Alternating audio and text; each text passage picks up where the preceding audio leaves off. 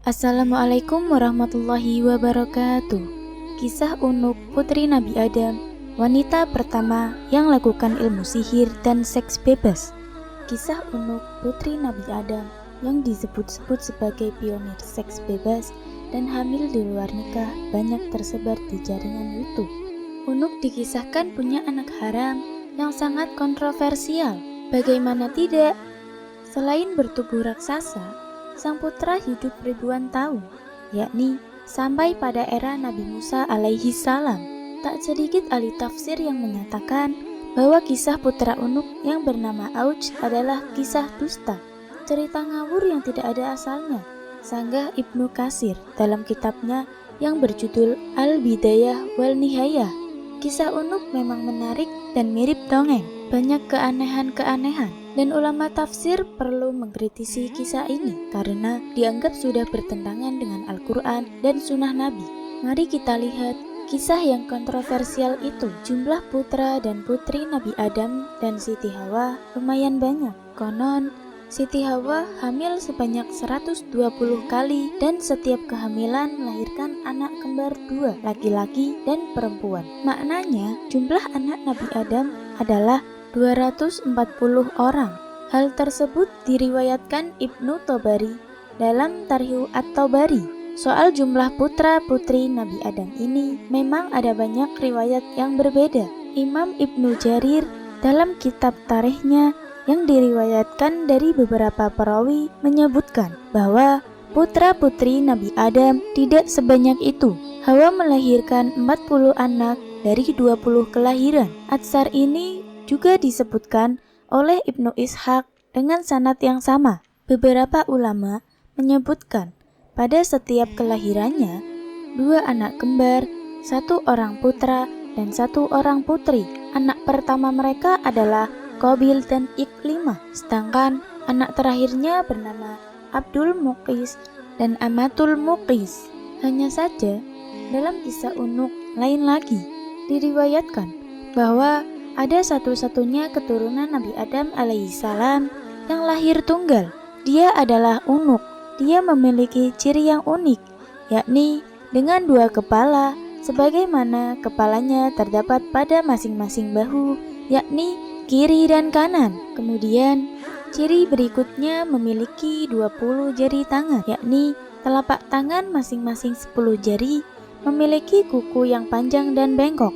Diriwayatkan Hawa dengan jiwa keibuannya tetap merawat Unuk hingga si anak dewasa. Terjadilah peristiwa pembunuhan pertama di bumi, yakni Qabil membunuh Habil.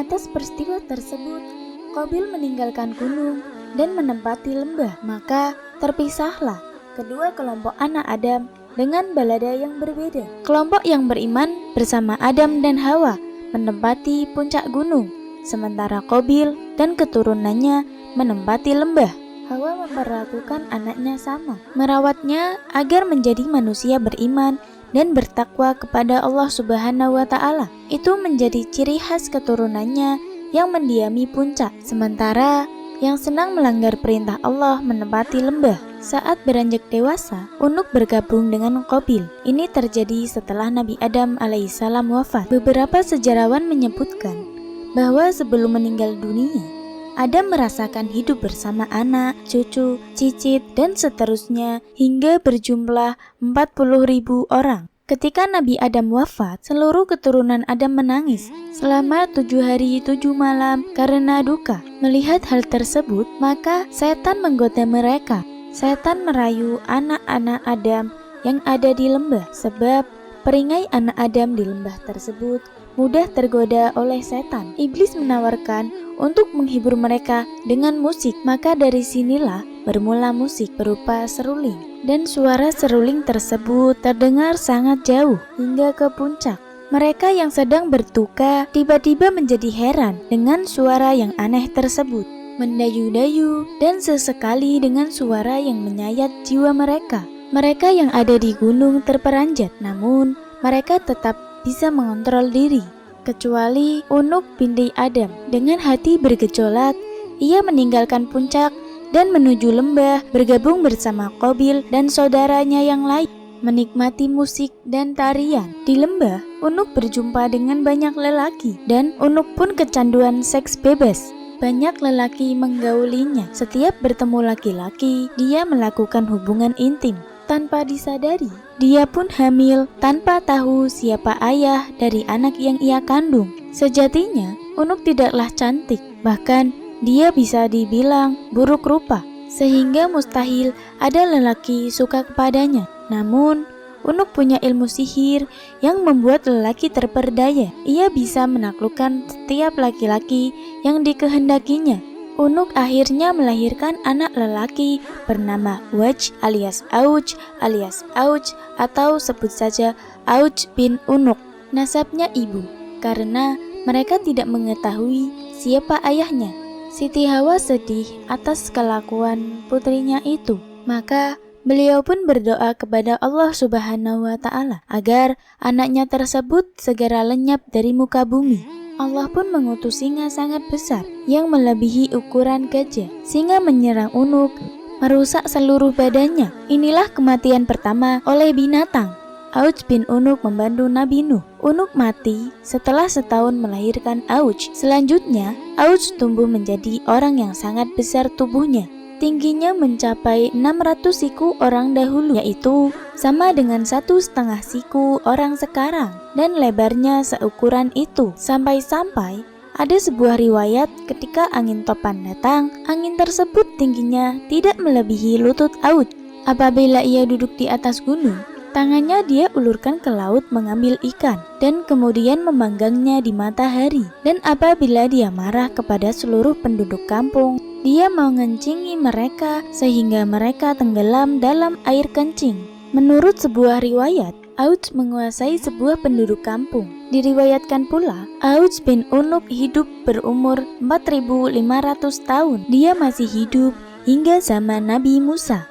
Diriwayatkan, pada era Nabi Nuh, Auj bin Unuk berjasa membantu Nabi mengangkut kayu-kayu besar untuk membuat kapal. Dikisahkan, Allah memerintahkan Nabi Nuh alaihissalam pergi ke Kufah untuk mengangkut pohon saj. Akan tetapi, Nabi Nuh bingung bagaimana cara mengangkutnya. Maka Allah memberi wahyu kepadanya bahwa Auj bin Unuk bisa memikulnya. Setelah Allah memberi wahyu kepada Nabi Nuh bahwa yang mampu memikul kayu itu adalah Auj dari Kufah ke Tanah Hiroh, suatu perkampungan dekat dengan Baghdad. Maka Nabi Nuh mendatangi Auj dan memintanya memikul kayu tersebut untuknya. Auj berkata, "Aku tidak akan memikulnya, kecuali engkau mengenyangkanku dengan roti." Kebetulan, pada waktu itu, Nabi Nuh membawa 3 roti dari kacang. Dia memberikan selembar roti itu kepada Auj dan berkata, "Makanlah roti itu." Melihat itu, Auj pun tertawa dan berkata, "Seandainya roti itu sebesar gunung itu, ia tidak akan membuatku kenyang, apalagi roti ini hanya selembar." Mendengar ucapan Auj, Nabi Nuh memotong selembar roti itu dan memberikan kepadanya dan berkata, "Bacalah Bismillahirrahmanirrahim, kemudian makan potongan roti ini." Auj pun memakannya dan kemudian dia diberi lembaran roti yang kedua. Lembaran roti yang kedua baru setengah, Auj pun kenyang dan tidak sanggup memakan apapun. Setelah memakan roti itu, Auj membawa semua kayu tersebut dari Kufah menuju Hiro dalam sekali pemberangkatan. Di era Nabi Musa, tatkala Nabi Nuh merampungkan pembuatan bahtera dan banjir mulai datang, Auj memohon kepada Nabi Nuh agar ia diberi tempat dalam bahtera itu. Akan tetapi, Nabi Nuh menolak keinginannya itu. Saat banjir melanda seluruh dunia, tinggi air tidak mencapai lutut Auj bin Unuk. Auj pun hidup hingga masa Nabi Musa alaihi salam. Auj membenci Musa dan ingin membunuhnya. Dia menghampiri tentara Musa untuk mengetahui jumlah mereka. Dia mendapatkan mereka hanya kumpulan orang dalam satu fasa. Lalu, dia pergi ke sebuah gunung dan kemudian mencabut gunung itu dari bumi. Gunung itu dibawanya di atas kepalanya dan datang untuk menimpakannya ke tentara Nabi Musa. Pada saat itu, Allah mengutus burung hudhud yang paruhnya diciptakan dari besi. Burung hudhud itu turun di atas batu tersebut dan mulailah mematukinya hingga membuatnya berlubang. Lalu ia turun ke pundak Auj dan kemudian masuk ke dalam mantelnya hingga Auj tidak bisa bergerak. Ketika Nabi Musa melihat itu, dia menghampirinya dan memukulnya dengan tongkatnya yang panjangnya 10 siku sambil melompat ke udara setinggi 10 siku. Tingginya Nabi Musa adalah 10 siku, jadi pukulannya ke betis Auj pun tidak sampai. Kan tetapi setelah Musa memukulnya, Auj tersungkur dan kemudian meninggal serta terlempar di lapangan kosong seperti gunung yang besar. Diriwayatkan bahwa di negeri Tatar ada sungai yang bernama Atoi. Di sana terdapat jembatan lengkung yang besar. Konon, jembatan tersebut berasal dari tulang Auj bin Unuk dan merupakan salah satu dari keajaiban dunia. Kisah dusta. Syekh Hamid Ahmad At-Thohir Al-Basyuni dalam bukunya berjudul Shahih Qososil Quran dan diterjemahkan menjadi Kisah-kisah dalam Al-Quran oleh Muhyiddin Masrido dan Muhammad Khalid Al-Sorih menyebutkan Auj bin Unuk termasuk kisah dusta. Auj bin Unuk sebagaimana disebut dalam riwayat adalah orang kafir yang suka membangkang, sombong, dan jahat. Setelah itu, pada banjir di era Nabi Nuh, Allah tidak membinasakannya sekalipun dia dikenal membangkang, kafir, sombong, jahat, dan anak pezina.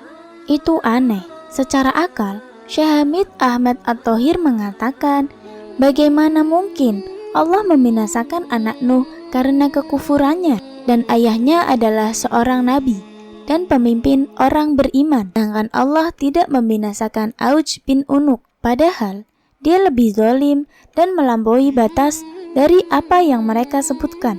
Ibnu Katsir kemudian menyalahkan riwayat ini karena bertentangan dengan Al-Quran dan hadis sahih. Sedangkan dalil nakli dari Al-Quran, Allah Subhanahu wa Ta'ala berfirman, dan kami tenggelamkan golongan yang itu. Surat Quran Asy-Syura ayat 66. Allah Subhanahu wa Ta'ala juga berfirman, Nuh berkata, ya Tuhanku, janganlah engkau biarkan seorang pun di antara orang-orang kafir itu tinggal di atas bumi. Quran Surat Nuh ayat 26. Riwayat-riwayat ini juga bertentangan dengan hadis sahih dari Nabi Muhammad SAW bahwa beliau bersabda, sesungguhnya Allah menciptakan Adam panjangnya 60 hasta, kemudian ukuran penciptaan itu terus berkurang hingga sekarang. Ini merupakan hadis sahih dari Nabi SAW yang tidak pernah berbicara karena mengikuti hawa nafsu. Ucapannya itu tiada lain hanyalah wahyu yang diwahyukan kepadanya. Quran Surat An-Najm ayat 4. Kenyataannya, tinggi manusia terus berkurang mulai dari diciptakannya Adam hingga sekarang. Ini berarti bahwa tidak ada keturunan Adam yang lebih tinggi darinya. Saya kira riwayat tentang Auj bin Unuk ini tidak lain berasal dari orang kafir yang notabene merupakan musuh dari Nabi. Wallahu a'lam, ujar Syekh Hamid Ahmad At-Thohir. Kemudian Ibnu Qayyim Al-Jauziyah menjelaskan kedustaan dari riwayat ini. Dia berkata, tidak perlu mengherankan bahwa mereka berani berdusta kepada Allah. Namun, yang lebih mengherankan apabila ada orang yang berani memasukkan hadis ini ke dalam kitab-kitab para ulama dan kitab-kitab tafsir yang diakui serta tidak menjelaskan kerancuannya. Menurut ahli kitab, Auj bin Unuk bukan berasal dari keturunan Nuh, melainkan keturunan Adam. Sementara Allah Subhanahu wa Ta'ala berfirman, dan kami jadikan anak cucunya orang-orang yang melanjutkan keturunannya. Quran Surah As-Saffah ayat 77. Allah memberitahukan bahwa semua orang yang masih hidup di muka bumi termasuk keturunan Nuh. Seandainya Auj memang benar ada, niscaya dia tidak hidup lagi setelah Nuh. Ibnu Qayyim Al-Jauziyah menambahkan, tidak diragukan lagi bahwa hadis ini dan semacamnya dibuat oleh orang kafir dari ahli kitab yang mengejek para rasul dan pengikutnya.